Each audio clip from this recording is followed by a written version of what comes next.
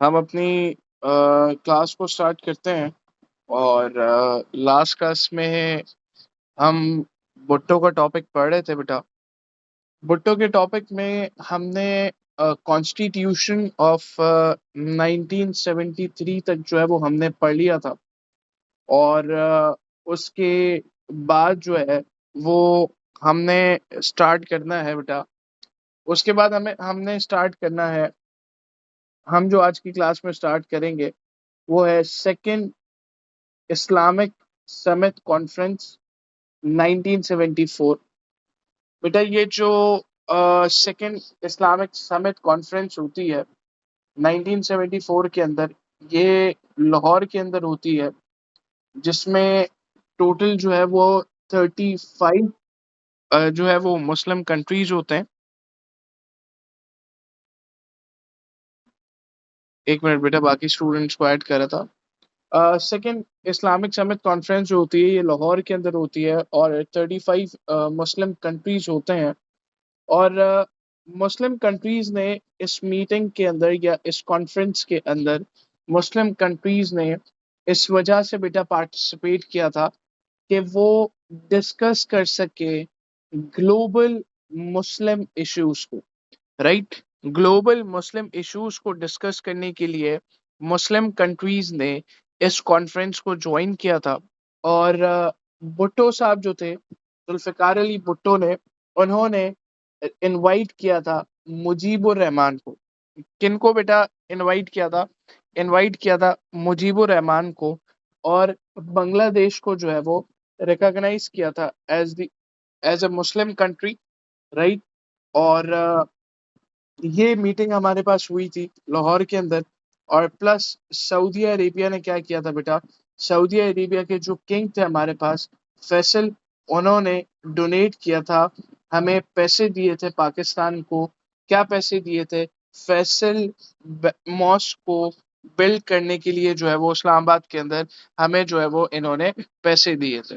तो ये second Islamic summit conference थी बेटा 1974 की। ये इसके बाद हम पढ़ेंगे 1977 के इलेक्शंस। राइट।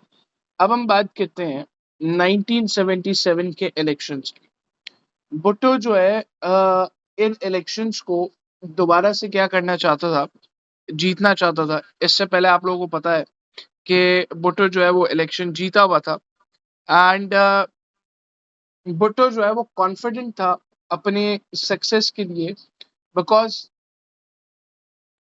अब वो क्यों कॉन्फिडेंट था? Due to his previous success, कि जो पहले उसको सक्सेस मिल चुकी थी। उस वजह से भुट्टो जो है वो बहुत ज्यादा कॉन्फिडेंट था कि मैं इलेक्शन दोबारा से जीत जाऊंगा। और वो चाहता भी ये था कि मुझे इलेक्शन दोबारा जीतना है। राइट। लेकिन होता क्या है बेटा, 9 पार्टीज जो है वो क्या करती हैं? 9 ऑपोजिशन पार्टीज जो है वो फॉर्म करती हैं। क्या करती है बेटा? 9 ऑपोजिशन पार्टीज जो है, 9 ऑपोजिशन पार्टीज जो है वो फॉर्म करती हैं पाकिस्तान नेशनल अलायंस, पीएनए। ये 9 पार्टीज क्यों मिली? बिकॉज ये नहीं चाहते थे कि भुट्टो को क्या मिले बेटा? भुट्टो को पावर मिले। 9 पार्टीज एक साथ मिलकर जो है वो पाकिस्तान नेशनल अलायंस उन्होंने बनाया कि हमने भुट्टो को खत्म करना है। और प्लस पीएनए की जो रैलीज वगैरह थी वो बहुत ज्यादा क्या थी बेटा? पॉपुलर थी। वो क्या थी? वो बहुत ज्यादा पॉपुलर हुई। और भुट्टो की गवर्नमेंट जो थी, भुट्टो की जो गवर्नमेंट थी, वो इस बात पे उनको डर भी लगा और वो वरिड भी थे कि भाई कि ये तो पीएनए जो है वो काम खराब कर रहा है। वो जो है उनको क्या मिल रहा है बेटा? उनको जो है वो पॉपुलैरिटी मिल रही है। लेकिन होता क्या है बेटा कि जब इलेक्शंस होते हैं, इलेक्शंस ऑफ 1977, जब इलेक्शन का रिजल्ट आता है तो इलेक्शन जो है वो पाकिस्तान पीपल्स पार्टी जीत जाती है। Pakistan People's Party out of 200 154 seats को क्या कर लेती है बेटा? आउट ऑफ 200 154 सीट्स को जो है वो जीत लेती है। और पीएनए जो है वो खाली 38 सीट्स जो है वो जीतती है। पीएनए ने जैसे कि वो लोग, ऑब्वियस सी बात है, 9 ऑपोजिशन पार्टीज मिलकर उन्होंने पार्टी बनाई थी, पाकिस्तान नेशनल अलायंस। तो पीएनए ने क्या बोला? पीएनए ने कहा कि भाई ये इलेक्शन क्या किया गया है, ये इलेक्शन जो है वो रिग्ड किया गया है, इसमें धांधली हुई है। उन्होंने क्या किया बेटा? उन्होंने डिमांड किया कि भाई नए इलेक्शंस होने चाहिए। पीएनए ने क्या किया? पीएनए ने डिमांड किया, पीएनए आस्क फॉर भुट्टो। क्या बोला भुट्टो और इलेक्शन के जो चीफ, आपके पास चीफ इलेक्शन कमिश्नर थे, उनको बोला और भुट्टो को बोला कि आप रिजाइन कर दें, क्योंकि रिजल्ट जो है वो क्या आया था? रिजल्ट जो है ऑब्वियसली क्या आया था? गलत आया था, राइट। और इस प्रॉब्लम की वजह से कि इलेक्शन का रिजल्ट जो है वो बिल्कुल भी सही नहीं आया, तो पूरा कंट्री वाइड क्या होता है आपके पास? प्रोटेस्ट जो है, पूरा कंट्री वाइड जो है वो प्रोटेस्ट स्टार्ट हो जाता है। अगेंस्ट किसके बेटा? अगेंस्ट जो है वो भुट्टो के गवर्नमेंट के अगेंस्ट, राइट। भुट्टो ने जो है वो क्या किया? कुछ रिफॉर्म्स भी अनाउंस किए, लाइक उन्होंने जो है वो बैन कर दी गैम्बलिंग और सेल ऑफ जो है वो वाइन। फिर उसके बाद उन्होंने जो है वो पीएनए की डिमांड पर जो है वो फ्राइडे हॉलीडे भी क्या कर दिया? पीएनए की डिमांड पर जो है वो फ्राइडे हॉलीडे जो है वो भी दे दिया, राइट। और fresh election in some areas, मतलब बात भी मान ली। भुट्टो ने ऑफर किया कुछ रिफॉर्म्स और फ्रेश इलेक्शन कुछ एरियाज में। तो होता क्या है बेटा? आपके पास ऑन अप्रैल 1977 में आपके पास क्या होता है बेटा? आपके पास कुछ यूं होता है कि भुट्टो जो है वो डिक्लेयर करते हैं इमरजेंसी, एंड आर्मी को कॉल करते हैं। आर्मी वाज कॉल्ड किस बात पे? आर्मी को बुलाया गया सिटीज के अंदर कि वो उन प्रोटेस्ट को कंट्रोल कर सके जो उनकी गवर्नमेंट के जो है वो अगेंस्ट हो रहा था। और कुछ बातचीत भी हुई भुट्टो और पीएनए के बीच में, लेकिन वो क्या हुई बेटा? फेल्ड हुई। और हालात जो है वो और ज्यादा खराब हो गए। जब हालात बहुत ज्यादा और खराब हुए, तो जो हमारे पास उस टाइम के आर्मी चीफ थे, जनरल जियाउल हक, उन्होंने लॉन्च किया ऑपरेशन फेयर प्ले।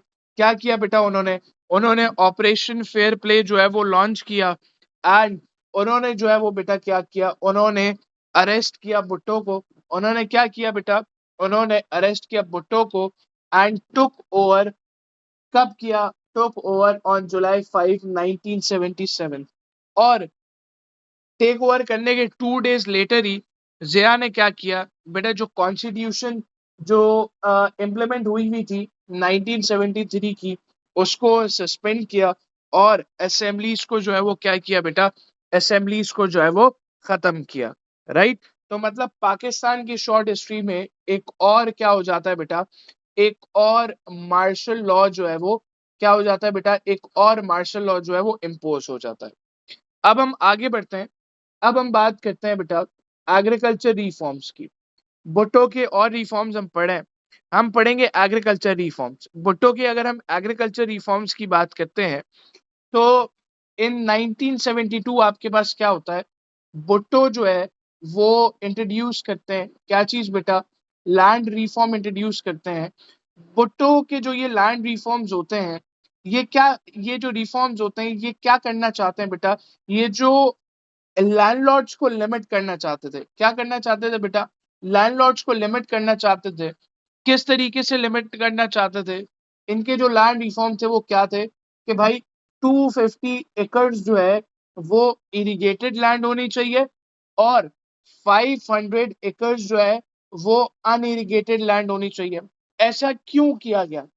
इस वजह से किया गया बेटा कि जो भुट्टो का गोल था, जो क्या था बेटा?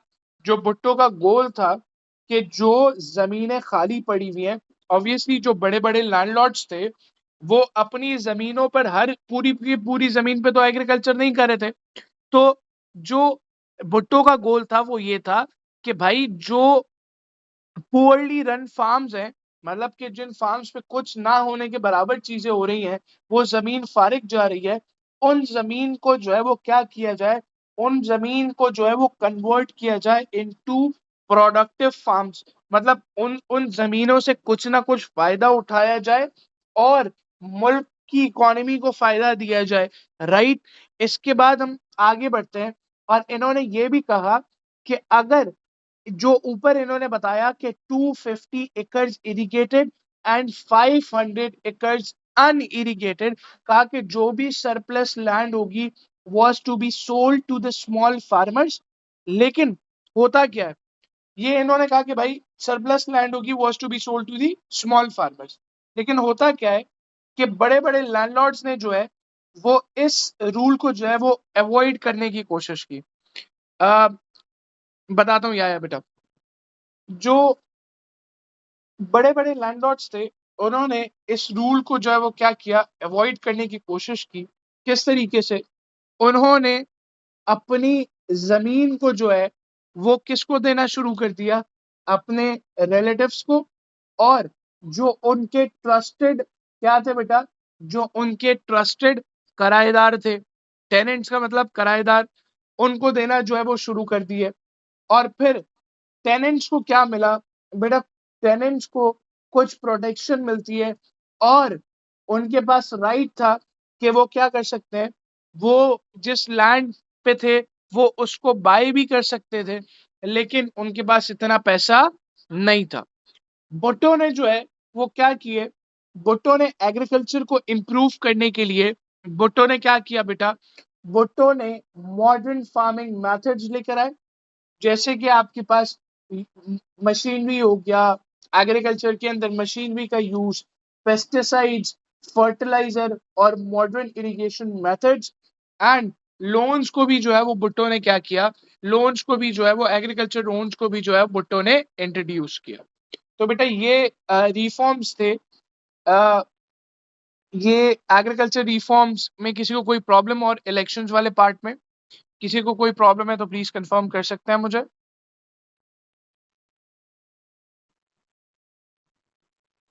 टेनेंट्स का मतलब बेटा किराएदार।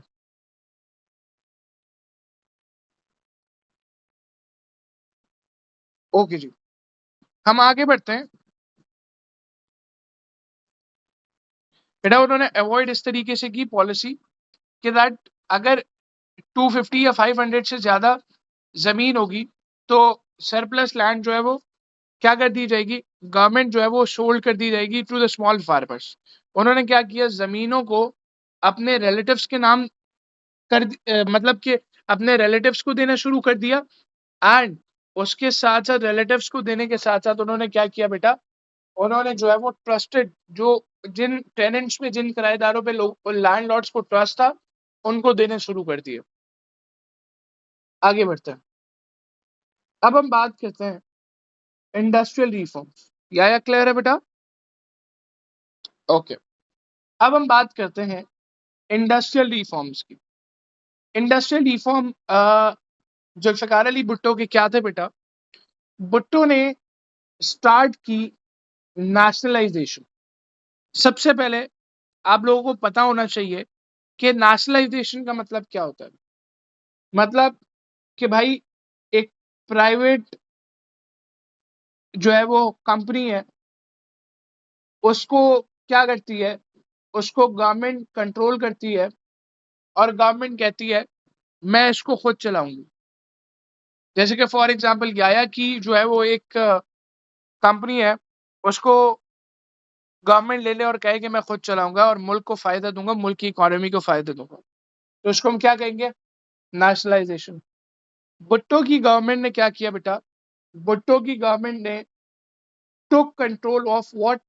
Bhutto government took control of about 70 big industries।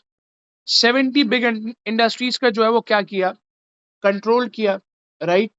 और भुट्टो का गोल क्या था, भुट्टो का गोल ये था कि वो कंट्रोल करें इंडस्ट्रीज को, इंडस्ट्रीज को कंट्रोल करने के बाद जो वर्कर्स हैं उनको हेल्प करें, उनकी जिंदगी को आसान करें जो वर्कर्स हैं, और जो है वो पैसा लेकर आए, इंडस्ट्री से पैसा कमाया जाए और मुल्क पे लगाया जाए, राइट। और भुट्टो के टाइम पे, भुट्टो के टाइम पे क्या होता है बेटा, इन्फ्लेशन जो है वो डिक्रीज होती है, महंगाई जो है वो डिक्रीज होती है फ्रॉम 25% टू 6% बाय 1976। और गवर्नमेंट क्या करती है, गवर्नमेंट जो है वो प्राइस को कंट्रोल करती है, जिसकी वजह से जो है वो गुड्स क्या हो जाते हैं बेटा, गुड्स अफोर्डेबल हो जाते हैं और लोग खरीद पाते हैं, सस्ते हो जाते हैं। लेकिन भुट्टो की ये जो इंडस्ट्रियल पॉलिसी थी ये फेल्ड हुई। आपका सवाल होगा कि सर भुट्टो की इंडस्ट्रियल पॉलिसी फेल्ड क्यों हुई? बिकॉज बेटा कि जब उसने खुद कंट्रोल किया इंडस्ट्रीज को, राइट, उसने इंडस्ट्रीज को खुद कंट्रोल किया, उसने कंपनीज को खुद कंट्रोल किया और कहा कि जो उसके ओनर्स थे उनको हटाया, जो उनकी मैनेजमेंट थी जो उस कंपनी या उस फैक्ट्री को मैनेज करते हुए आ रही थी उनको हटाया, अपने लोग लेकर आए। और अपने लोग क्या थे? जिनके पास एक्सपीरियंस नहीं था प्रॉपर मैनेजमेंट का। तो बेटा होता क्या है कि पाकिस्तान पीपल्स पार्टी की गवर्नमेंट हो, करप्शन हो, ऐसा हो नहीं सकता। तो क्या होता है, भुट्टो की इंडस्ट्रियल रिफॉर्म इस वजह से फेल्ड हुए थे बेटा, because the policy failed because of corruption and poor management हुई। पुअर मैनेजमेंट जब हुई तो आपके पास जो बहुत सारे इन्वेस्टर्स थे उन्होंने क्या कर दिया, उन्होंने पाकिस्तान को छोड़कर चले गए। बिकॉज के क्या हो रहा था, करप्शन हो रही थी और पुअर मैनेजमेंट हो रही थी इंडस्ट्रीज की। और खाली इनके जो इंडस्ट्रियल रिफॉर्म्स थे उसमें हुआ क्या था बेटा कि वर्कर्स को बेनिफिट्स मिले थे। अब आपका सवाल होगा कि सर वर्कर्स को क्या बेनिफिट मिले थे? बेटा वर्कर्स को बेनिफिट मिले थे लाइक फ्री एजुकेशन उनके चिल्ड्रंस के लिए, और उनके रिटायरमेंट के बाद, उनके 60 साल के बाद उनको जो है वो पेंशन मिलेगी। राइट, यहाँ तक किसी को कोई प्रॉब्लम तो प्लीज मुझे कंफर्म करें।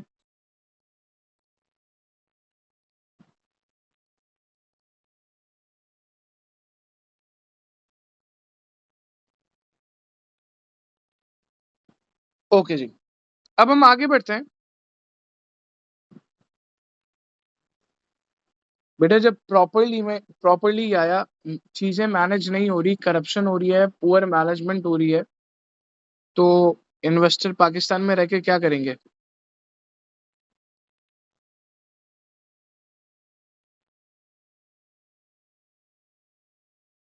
ओके, अब हम बात करते हैं education reforms. Right, education reforms की बात करते हैं। पाकिस्तान में जो है वो लिटरेसी जो थी, लिटरेसी रेट क्या था, वाज ओनली 25%। राइट, तो भुट्टो जो है, भुट्टो क्या करना चाहता था, भुट्टो जो है वो इम्प्रूव करना चाहता था एजुकेशन।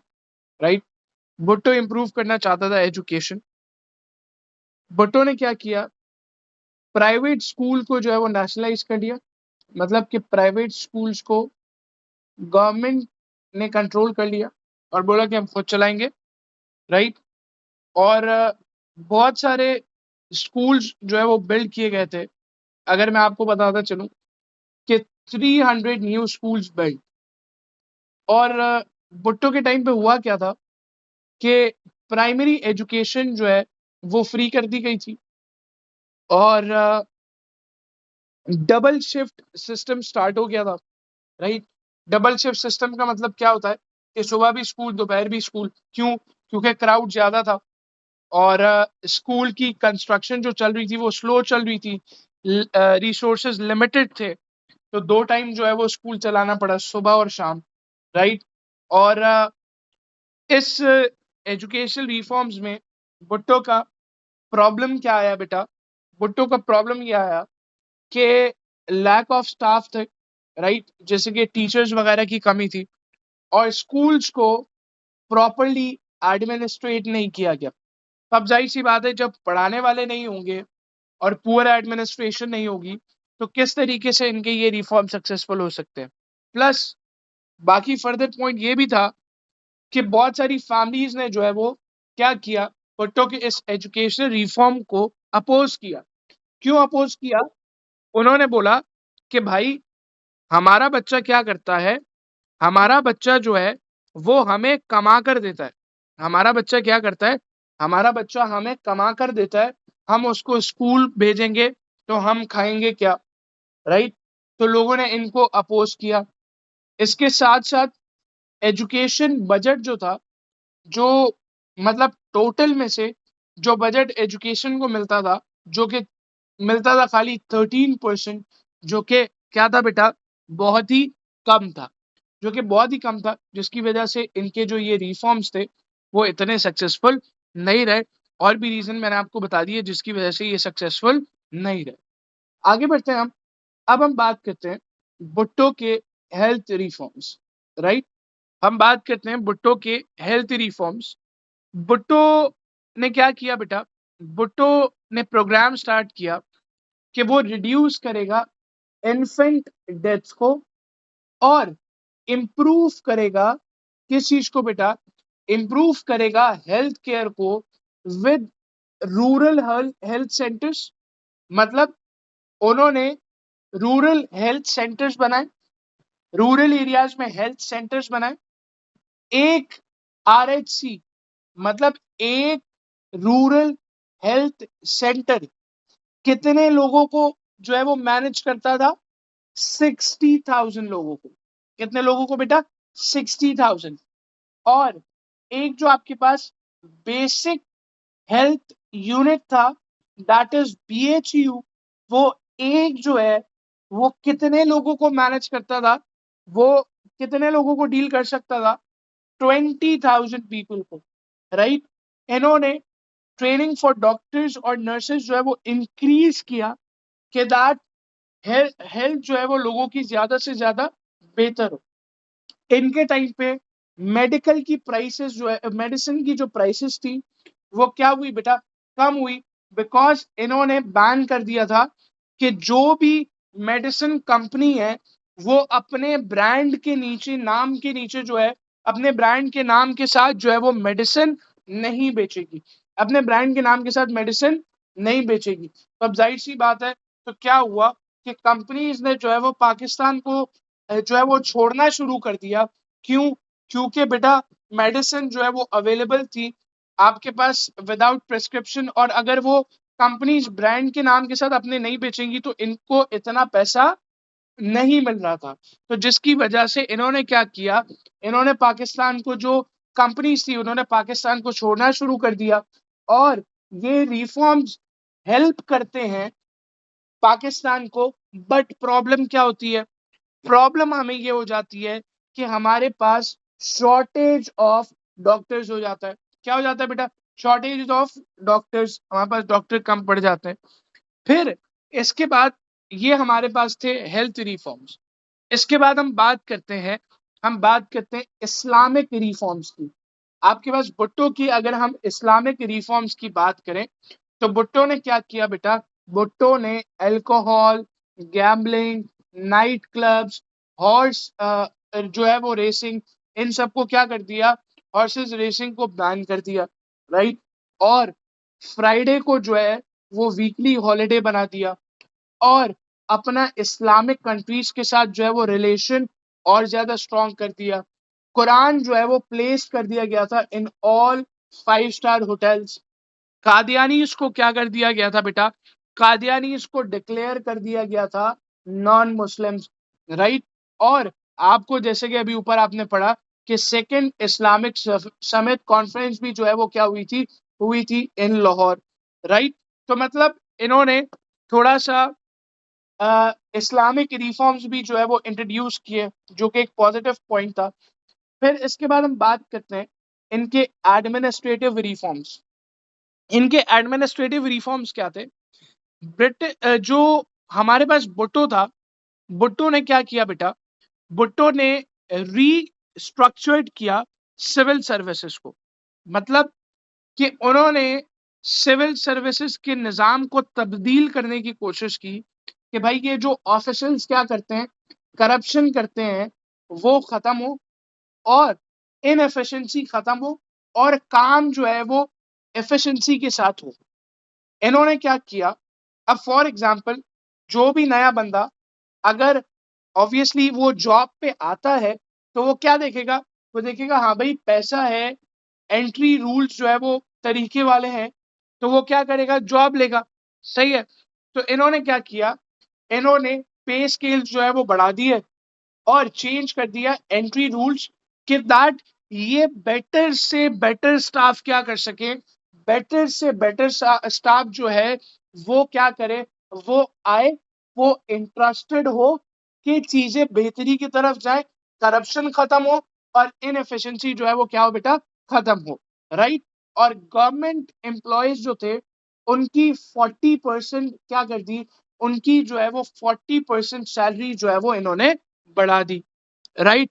फिर इसके बाद हम आगे बढ़ते हैं, हम इनकी फॉरेन जो है वो पॉलिसी की बात करते हैं कि इनकी फॉरेन पॉलिसी क्या थी।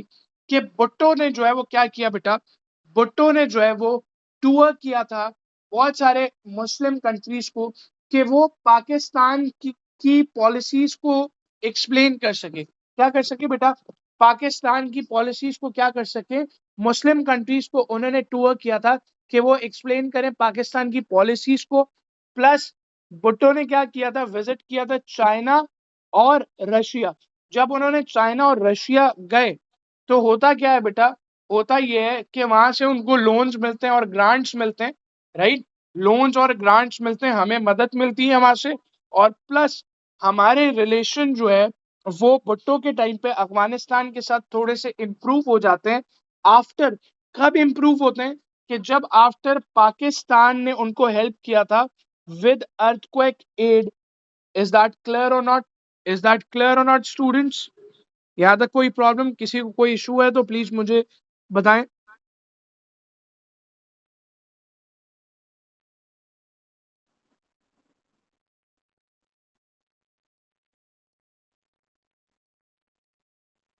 ओके जी, अब हम बात करते हैं भुट्टो के डाउनफॉल की, राइट।